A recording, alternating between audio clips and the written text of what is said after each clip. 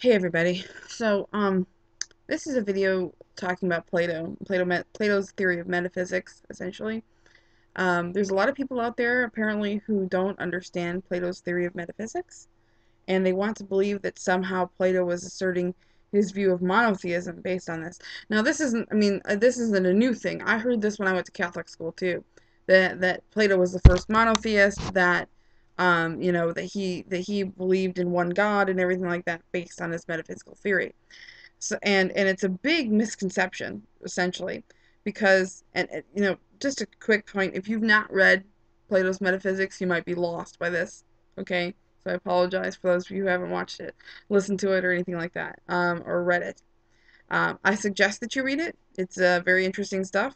I'm not sure how factual it is, but it's very interesting. It makes you think about things. Essentially, Plato believed that there were these things that were called forms, and the forms were reflected into our universe, but they did not live within the universe. They existed outside the universe, and they were I would call atemporal. They did not. They were timeless.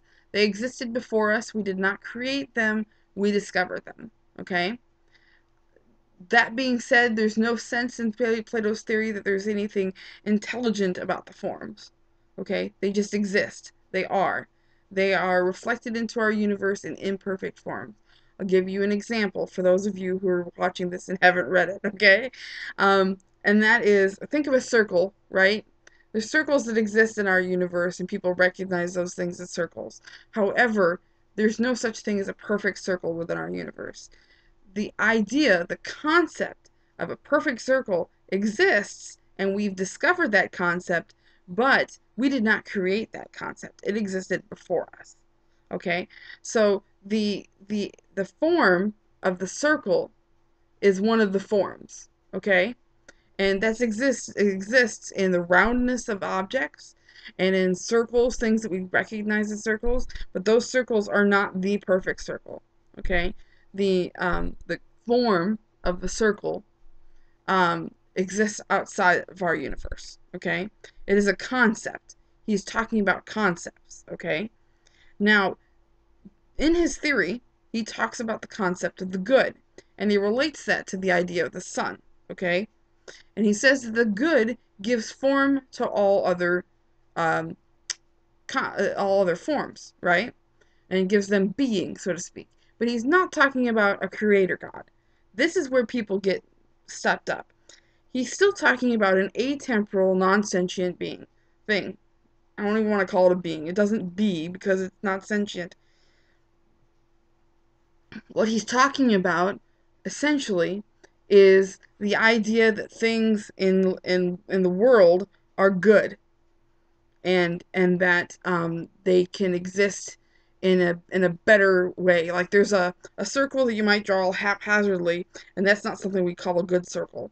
But a circle that most closely resembles the circle outside the universe is called a good circle. So the good is what gives that circle its form. That's all that it is, okay? And this is not me. This is my doctorate loving professor who has like lots of letters after his name, okay?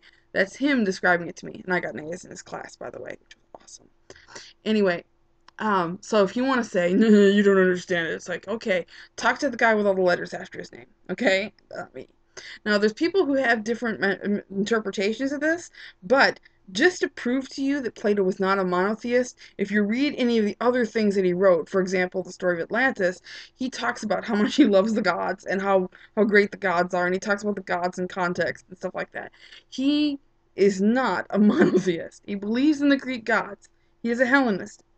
So the whole concept that in his metaphysical theory he was talking about a religion he doesn't believe in is ridiculous. Okay, the concept of monotheism was completely foreign to the Hellenists, and so essentially what it is Christian propaganda.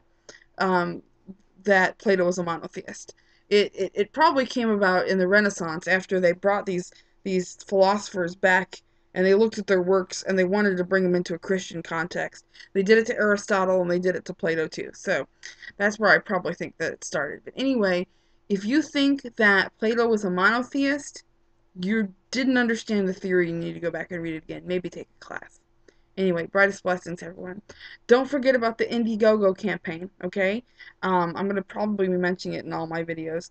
But even if you've got $1 to donate, you can donate $1 and they'll give you a free mention on air, okay?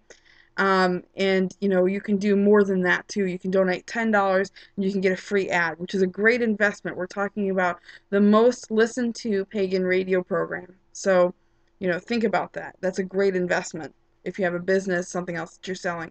Anyway, I'm going to post a link in the side in the description. It is indiegogo.com/pagans tonight. Go there. If you only have $1, if all my subscribers donated $1, they'd meet their goal of 3,000. So by all means, go ahead, donate your $1. Brightest blessings, everyone.